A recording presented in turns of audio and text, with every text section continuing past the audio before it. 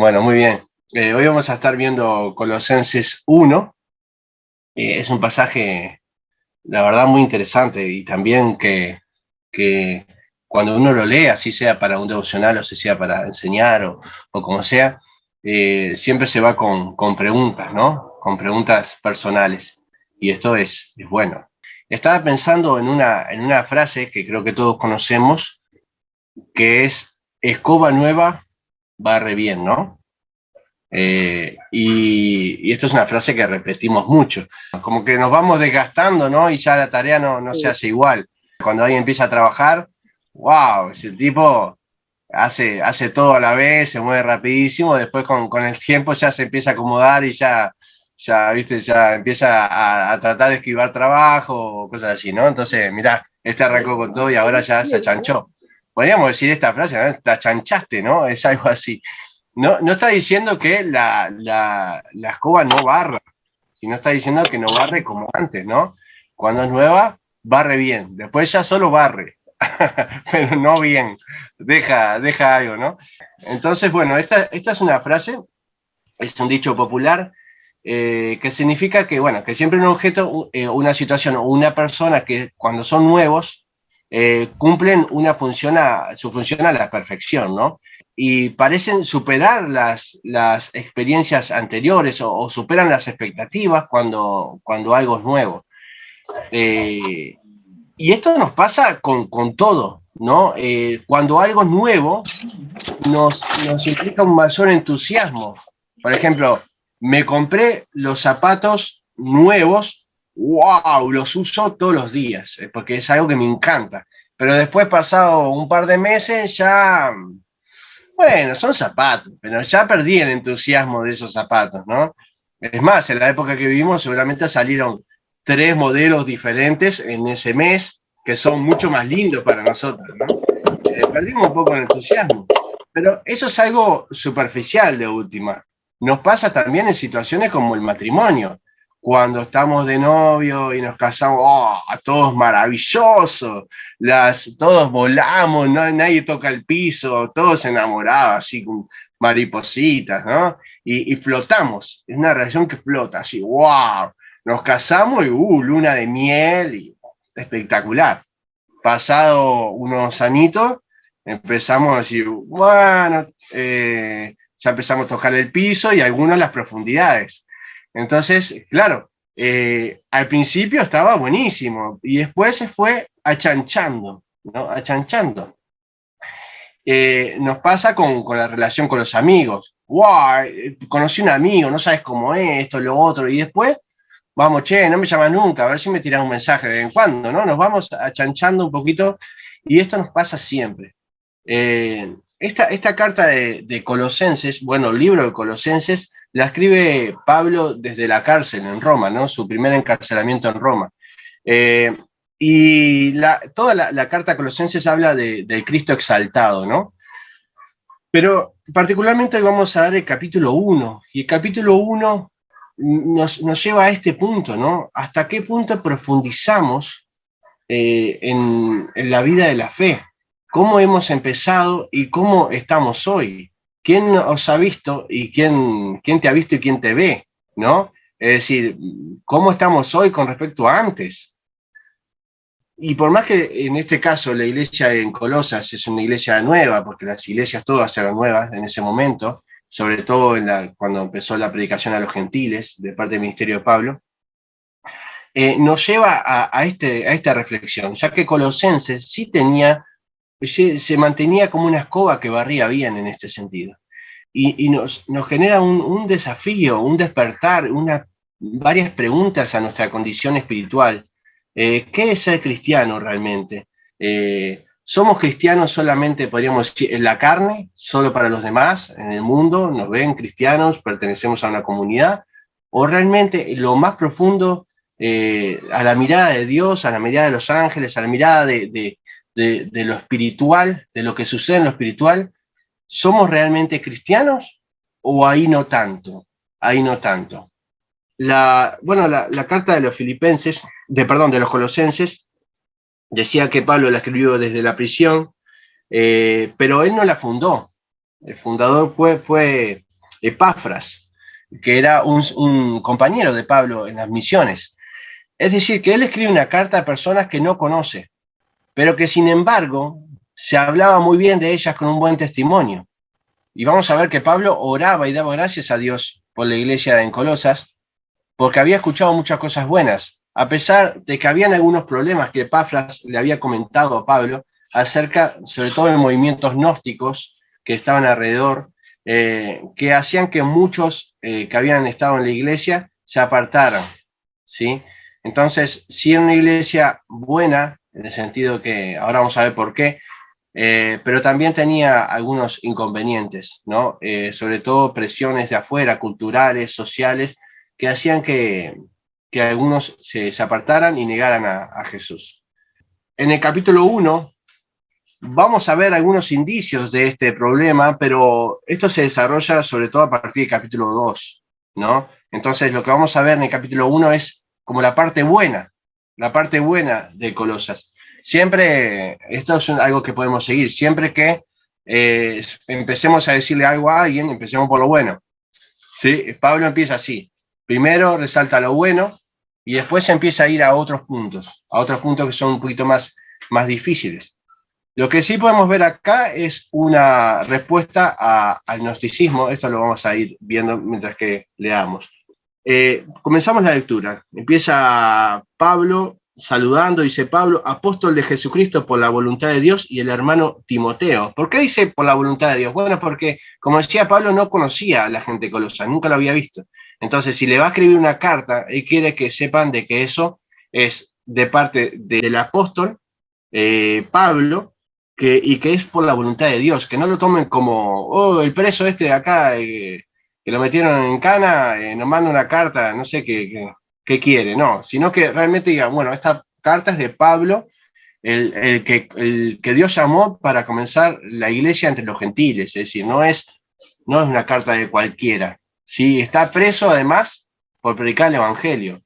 Entonces, por eso dice por la voluntad de Dios. Y el hermano Timoteo, a los santos y fieles hermanos en Cristo que están en Colosas. Gracia y paz sean a vosotros, de Dios nuestro Padre y del Señor Jesucristo. Bien, una introducción, una carta para saludarlos. Dice, siempre que oramos por ustedes, damos gracias a Dios Padre de nuestro Señor Jesucristo.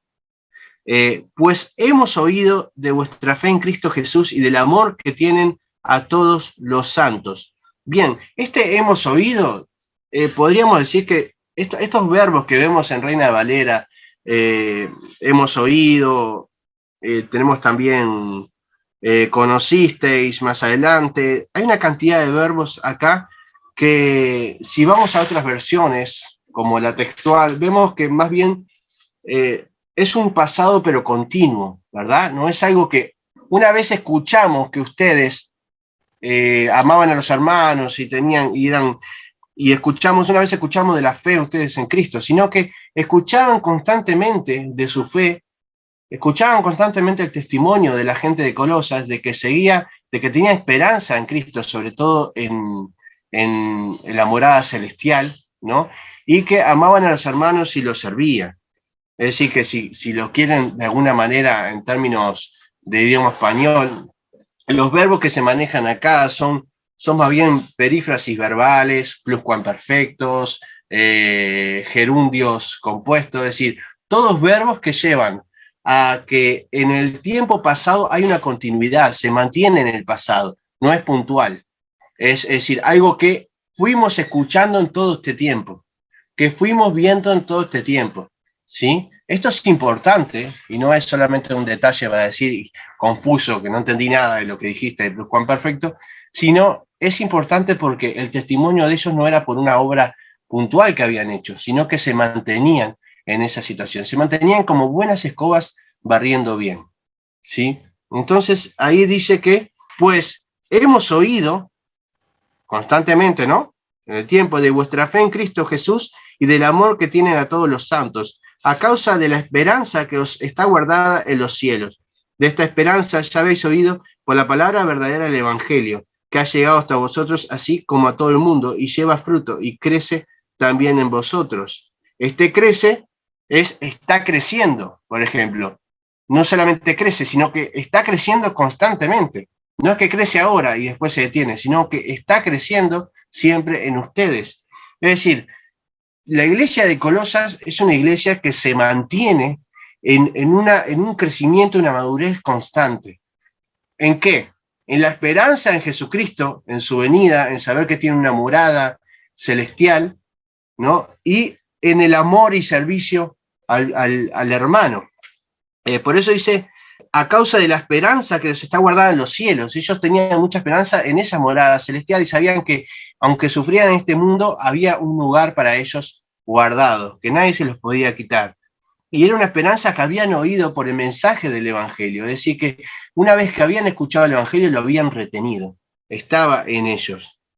Dice el versículo 6, ¿no? Que ha llegado hasta vosotros así como a todo el mundo y lleva fruto. Esto también está llevando fruto constantemente y crece constantemente en ustedes desde el día que oyeron y conocieron la gracia de Dios en verdad. El verbo que usa para oír es oír atentamente, no es escuchar algo, sino que oyeron para meditar, oyeron para pensar, oyeron el mensaje para reflexionarlo, para tomarlo, ¿no? Y conocieron, es un conocimiento pleno, un conocimiento profundo. La pregunta es, bueno, nosotros hemos conocido y hemos escuchado el Evangelio, pero ¿de qué manera? No es lo mismo escuchar simplemente y conocer algo que tomar ese conocimiento de forma plena en nuestras vidas, de aplicarlo directamente a lo más profundo de nuestro ser, a escuchar para hacer un cambio radical en nosotros. Porque dicen que, Santiago dice, los demonios también conocen estas cosas, ¿no? También ellos conocen estas cosas. Sin embargo, rechazan a Dios. Entonces, ¿hasta dónde nosotros hemos profundizado en ese conocimiento? ¿Hasta dónde nosotros hemos avanzado? ¿Hasta dónde hemos llevado lo que hemos escuchado por el Evangelio y por la palabra de Dios?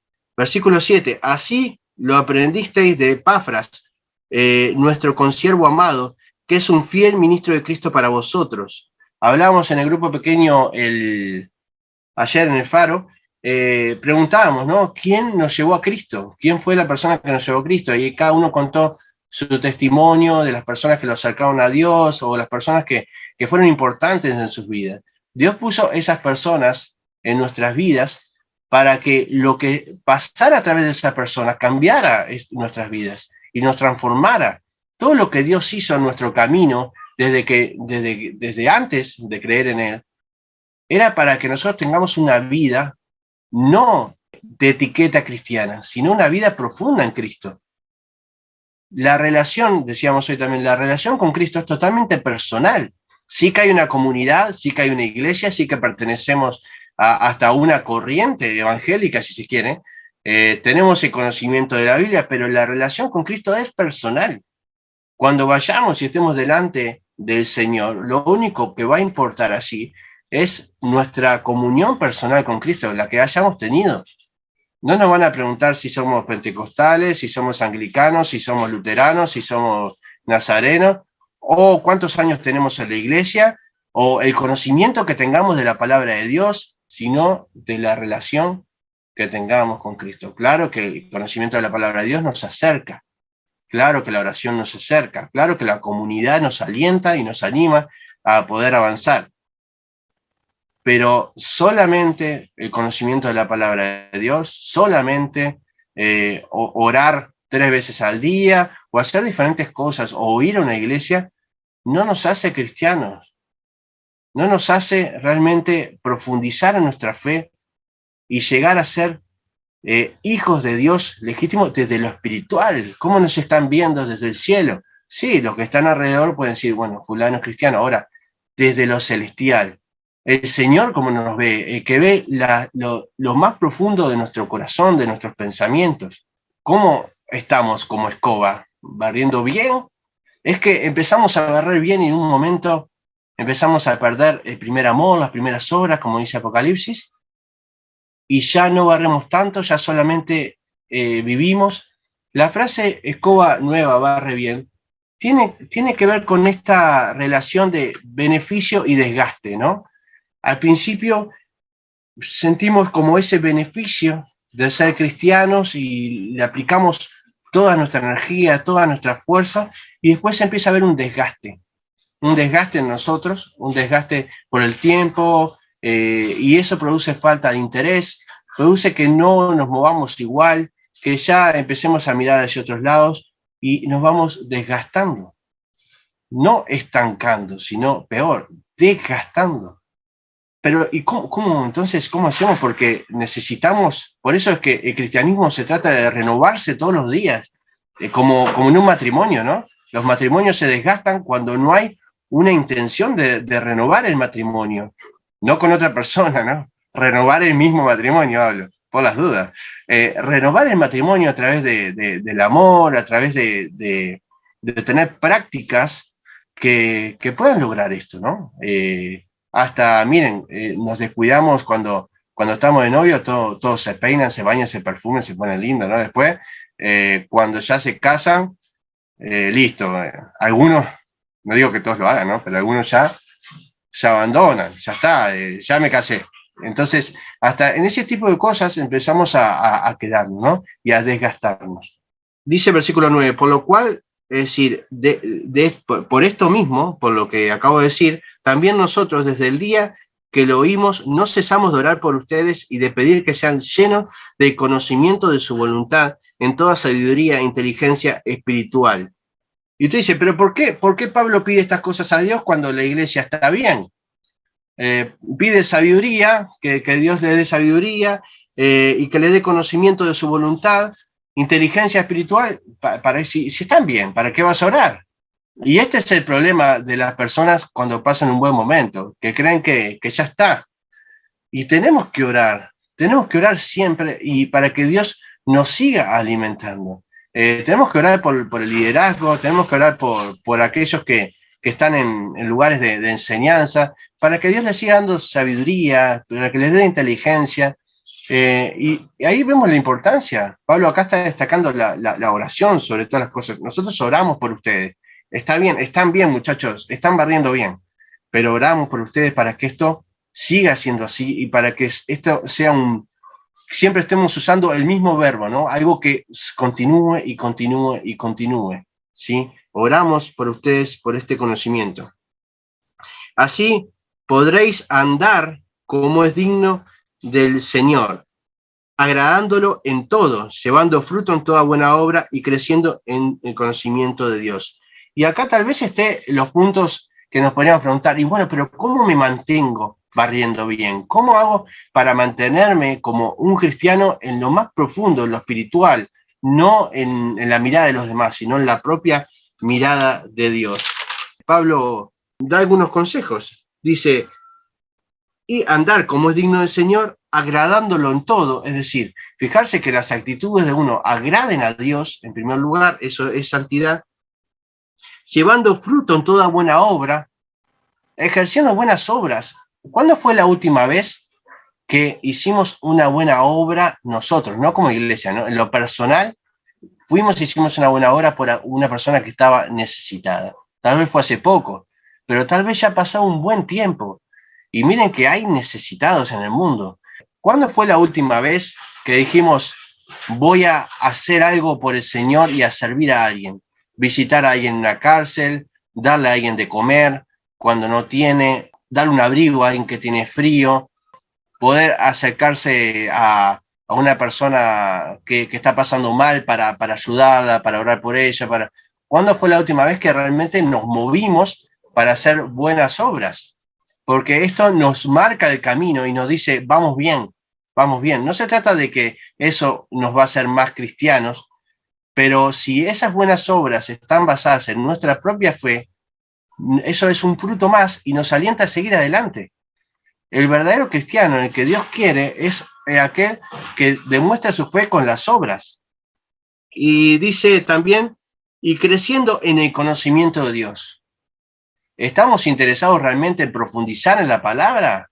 ¿En crecer en el conocimiento de Dios? ¿De saber cuál es la voluntad de Dios para nuestras vidas? ¿Realmente? O ya, bueno, ya somos cristianos, escuchamos la prédica, hacemos un devocional a veces de 5 minutitos en la mañana, un salmo, algo acá, algo allá, pero ¿estamos interesados en el conocimiento profundo de las Escrituras, en el conocimiento de Dios? Cuando empezamos a, bueno, a abandonar estas cosas, el estudio de la Escritura, el servicio a los demás, el preocuparnos por el necesitado, cuando empezamos a no ser tan agradecidos a Dios, simplemente tomar nuestras propias decisiones, cuando empezamos a andar de forma indigna en algunas áreas, entonces es ahí cuando empezamos a barrer diferente.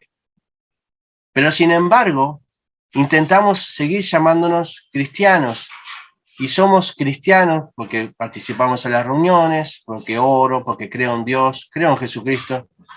Pero ¿hasta dónde ha llegado? ¿Hasta dónde hemos llegado como cristianos?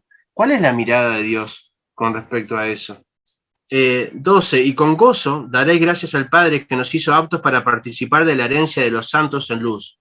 Él nos ha librado del poder de las tinieblas y nos ha trasladado al reino de su amado Hijo.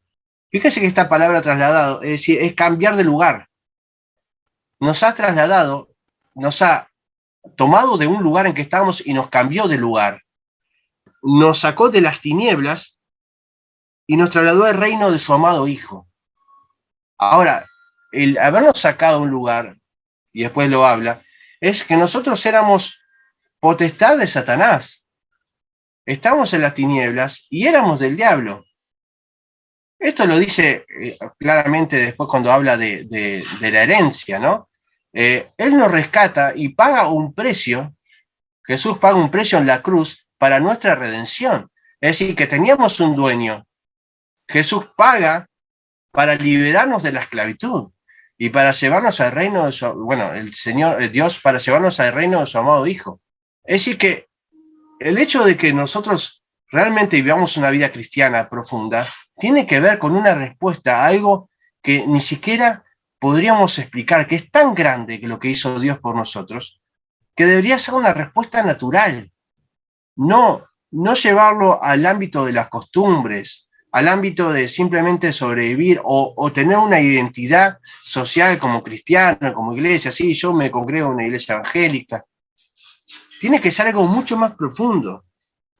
Él nos sacó de las tinieblas y nos llevó hacia la luz, en cual tenemos redención. Ahí está el pago, que con qué se pagó, dice, por su sangre. Ahí lo dice, versículo 14, en el que tenemos redención, en el que se nos pagó para que seamos libres por su sangre. Ese fue el precio. El perdón de los pecados es la consecuencia.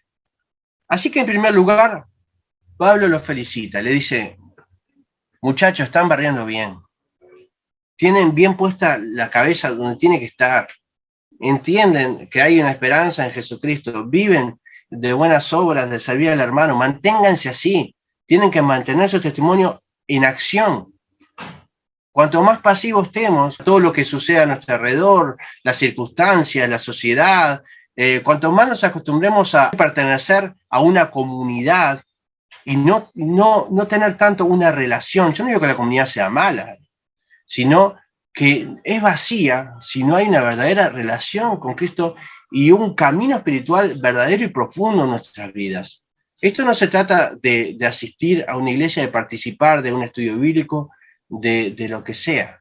Ni siquiera de ser pastor o de ser un líder de jóvenes o de ser nada. Esto no tiene nada que ver con eso.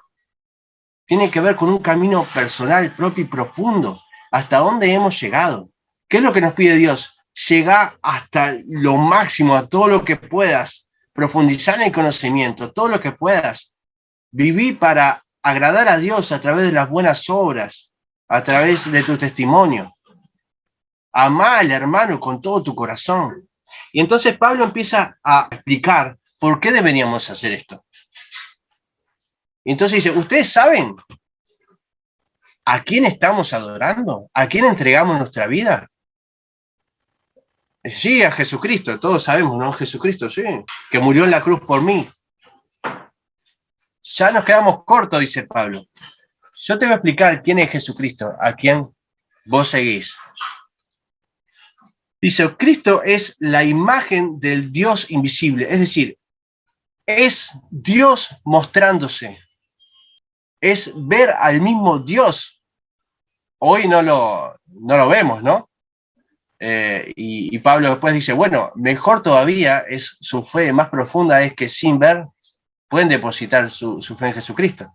Pero Jesucristo es la imagen, lo vamos a ver a Él también, como la imagen cuando vayamos al cielo, cuando Él venga por su iglesia, lo vamos a ver y Él va a seguir, sigue siendo, ¿no?, la imagen de este Dios invisible. El primogénito de toda creación, y cuidado con esto porque es un versículo que usan mucho los testigos de Jehová para decir que Cristo fue creado por ser el primogénito, el primero, pero el primogénito causa la palabra protótocos, ¿sí? Para que sea el primogénito primer nacido tendría que usar la palabra protóctisis, ¿sí? Esta es la diferencia. ¿Qué significa protótocos? El que tiene más honra, el que tiene más rango o más supremacía, ¿sí? Así que es el primogénito, pero al decir primogénito es el más importante, eso es lo que quiere decir. Esto se ve en otros lados de la Biblia, ¿sí? Así que les tiro el dato por si algún día hablan con un testigo de Jehová y les muestra este pasaje. Simplemente, por ejemplo, ¿quién se acuerda quiénes son los hijos de José? Manasés y Efraín, ¿no? ¿Quién es el mayor? Manasés. Manasés es el que nació primero, es decir, es el primogénito. ¿Quién me lee Jeremías 31:9? Irán con lloro, más con misericordia. Los haré volver y los haré andar junto a arroyos de aguas por camino derecho en el cual no tropezarán, porque soy a Israel por padre y Efraín es mi primogénito. Es decir, que Dios no sabía de que Manasés había nacido primero. Se equivocó, porque dijo que Efraín es su primogénito. Le erró. Bueno, acá lo que está diciendo es que Efraín es más importante que Manasés, por eso es su primogénito. También hay salmos que hablan de rey David como el primogénito, y el rey David era el menor de los hermanos, era el último. Es decir, que acá vemos de que primogénito en este caso no es creado, sino que es el más importante. De todas las cosas que hay en este mundo, es lo más importante. Pero no es una cosa, y no es creada. Y después lo aclara, porque miren cómo sigue. Dice, porque en él fueron creadas todas las cosas, las que hay en los cielos y en la tierra, visibles e invisibles, es decir, en él. Dice, sean tronos, sean dominios, sean principados, sean potestades, todo fue creado por medio de él y para él. Jesucristo es la fuente, es el medio y es el fin. La fuente, el medio y es el fin. Todo fue creado por medio de él y para él, y él es antes de todas las cosas. Es decir, que si él es antes de todas las cosas, no puede ser un ser creado, ¿no? Y todas las cosas en él subsisten. Además, todas las cosas se sostienen en él. La creación se sostiene. Esta palabra subsisten es muy interesante porque es un verbo que es sumesteken. Este verbo habla de una fuerza controladora y unificadora de la naturaleza. Es un verbo que bien se podría usar para hablar de, por ejemplo, de la ley de gravedad.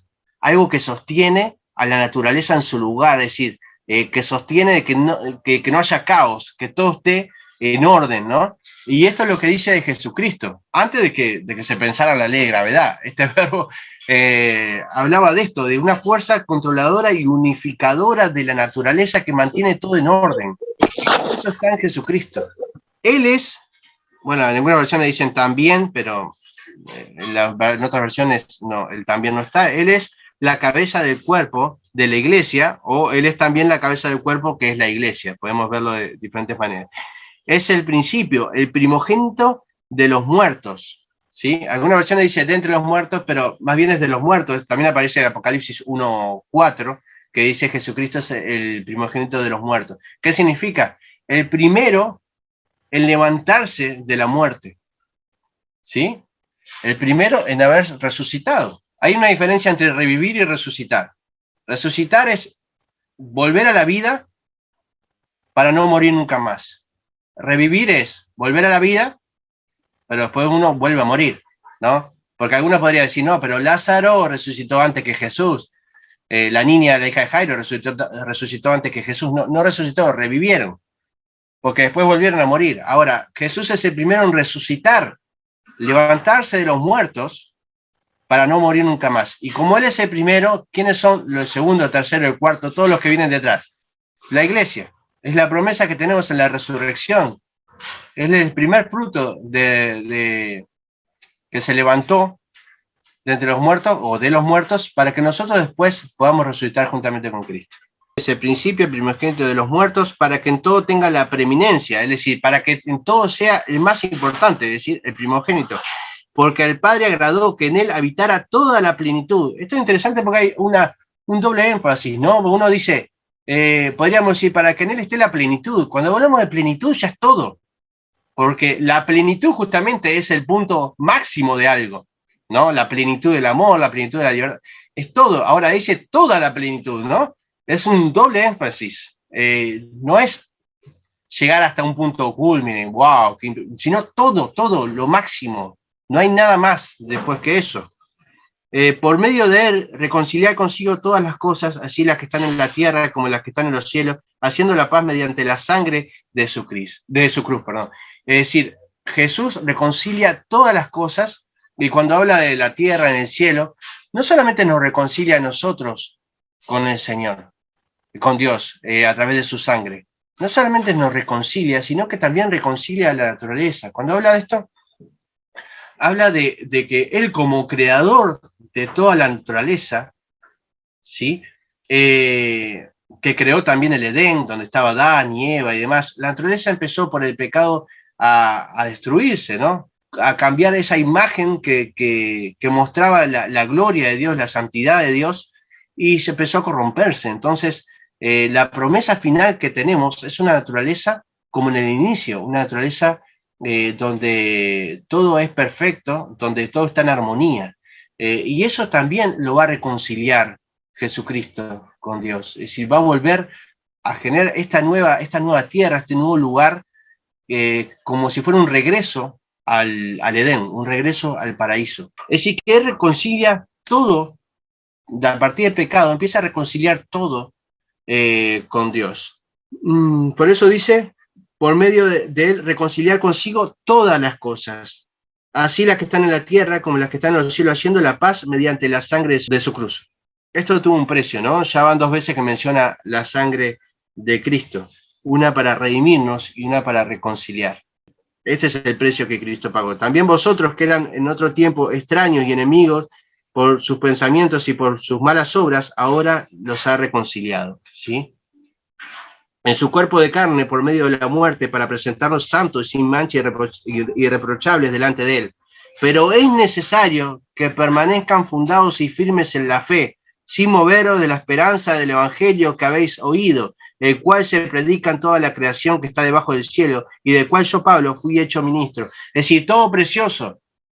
Si yo le preguntara, bueno, ¿por qué sos salvo? Bueno, porque te cuento, Cristo murió por mí en la cruz, yo era pecador, Él a través de su sangre sella el pacto que me hace libre delante de Dios, que me reconcilia con Dios, y nos podemos acercar por la fe a esa obra, a la obra de Jesucristo, arrepentirnos, y Él por su gracia nos hace salvos y nos hace herederos de Jesucristo, tenemos una morada eterna, podemos vivir en santidad, todo precioso.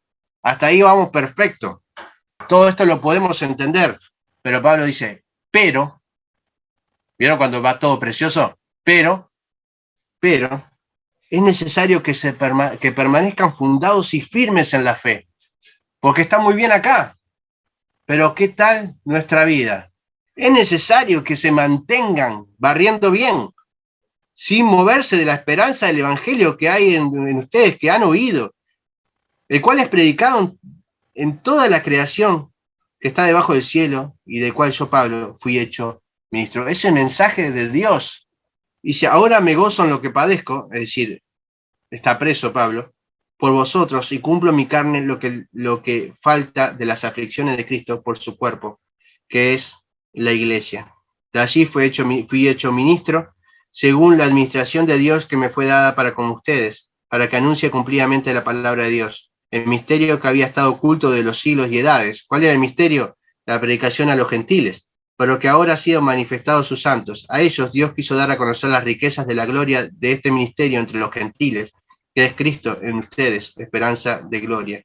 Nosotros anunciamos a Cristo amonestando a todo hombre y enseñando a todo hombre en toda sabiduría, a fin de presentar perfecto en Cristo Jesús a todo hombre. Para esto también trabajo, luchando según la fuerza de Él, la cual actúa poderosamente en mí. Y podríamos decir, por último, ¿cuánta gente ha sufrido por el Evangelio? ¿Cuánta gente realmente se ha mantenido y profundizado en la fe y ha terminado preso como Pablo? Ha terminado siendo muerto, como también le pasó a Pablo y a todos los apóstoles, menos a Juan, que también sufrió su persecución, también sufrió físicamente. ¿Cuántos en la historia han dado su vida siendo quemados en las hogueras por no negar el Evangelio? ¿Cuántos han tenido que estar toda su vida huyendo para que no los mataran? ¿Cuántos han tenido que renunciar a su familia, a su comunidad, porque son echados por creer el Evangelio, por creer en Cristo? Tenemos varios puntos que nos invitan a no achancharnos, a no estar simplemente teniendo una identidad en la sociedad como cristianos, a no simplemente pertenecer a una comunidad que tiene una cruz en la puerta y que dice iglesia. No simplemente sentarse en un banco, escuchar una predicación como esta, decir, linda predicación, qué verdad que dijo el predicador. No solamente nos invita a abrir la Biblia y decir, uy, hoy de mañana leí un salmo, qué lindo salmo. De orar y darle gracias a Dios por la comida y cuando estamos desesperados pegar un grito en el cielo. Se trata de ir a lo más profundo y de barrer en los rincones más alejados. Se trata de volver a esas primeras obras, pero no como un compromiso con la iglesia, con un compromiso con Dios, un compromiso real y personal con Dios en lo más profundo de nuestro corazón. Es hacer un clic y despertarnos en un momento y decir, ¿qué estoy haciendo? ¿Qué estoy haciendo con mi vida? ¿Realmente estoy viviendo la vida de fe que Dios espera de mí? ¿Realmente estoy viviendo al máximo la fe? ¿Estoy teniendo una relación profunda con Jesucristo? ¿O ya me achanché? ¿O ya no barro bien? ¿Seré una escoba vieja? El conocimiento que tengamos, usémoslo para profundizar en la fe con Jesucristo. Los colosenses se mantenían, pero Pablo dice, cuidado, tienen que seguir. Implica una acción, implica voluntad, implica ser proactivo, ir en busca de eso. Porque a la medida que nos acostumbramos a ser evangélicos, se transforma todo mucho más estirado, ¿no? Somos evangelásticos, así, como que nos vamos todo y dejamos de hacer las cosas y nos vamos achanchando y vamos dejando todo para más adelante, o directamente abandonamos las primeras obras. Ya vemos al nuevito que viene con todo entusiasmo, decir, bueno, tranquilo que se te va a pasar, tranquilo. Y en vez de entusiasmarnos con eso, decir, bueno, lo que pasa es que la escoba nueva barre bien. Lo usamos al revés el dicho, ¿no? Como para criticar. Cuando Dios quiere que nos mantengamos como nuevos, renovados en la fe en Jesucristo. Así que, ¿cuál es el desafío? Ustedes sabrán cuál es el desafío de hoy. Porque es un desafío personal. Es un desafío en oración, buscando lo más profundo de nuestro corazón, en lo más íntimo. Ahora, algo sí sabemos, necesitamos ser valientes para eso. Necesitamos ser muy valientes para eso. Porque una vez que tomemos la decisión de dar pasos de fe profundos en nuestra vida, vamos a tener dificultades, vamos a tener complicaciones. Necesitamos ser valientes realmente para vivir una vida como Dios nos manda a vivir. Algunos fueron tan valientes que llegaron hasta el punto de entregar su propia vida por eso. Pero ¿cuál es el desafío de hoy? Preguntémosle a Dios, Señor, ¿qué querés de mí? Realmente, ¿qué querés?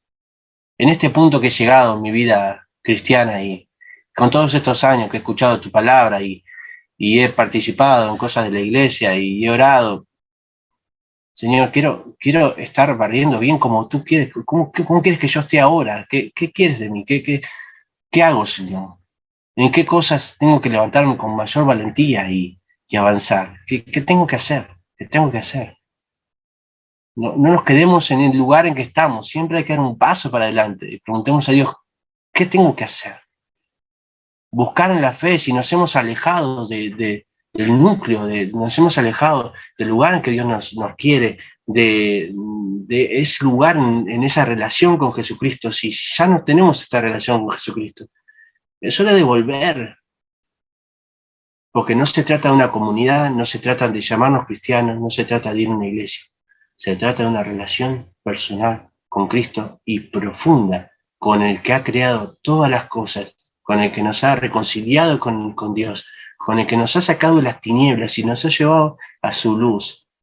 No podemos ni siquiera describirlo en nada porque es demasiado para nosotros, es la plenitud de todas las cosas buenas que podemos nombrar. Y Él se ha preocupado por nosotros. Respondamos entregando nuestra vida en serio. Cuando nosotros aceptamos a Cristo, dijimos que íbamos a entregar todo de nosotros, nuestra vida. Hagámoslo, se lo prometimos a Él. Hicimos un pacto con Él de entregar toda nuestra vida, todo nuestro corazón. Volvamos a los pies de Cristo para empezar a ser discípulos, escobas que barren bien. Oramos. Gracias, Señor, por tu palabra, gracias por el desafío. Señor, queremos que nos hables a cada uno, al corazón, a lo más íntimo. No hay nada que podamos ocultar delante de ti. No hay cortinas que puedan tapar nada en nuestro corazón, ante tus ojos. Tú nos conoces, conoces nuestro pecado, conoces nuestros pensamientos, conoces nuestra fe, conoces qué relación tenemos contigo.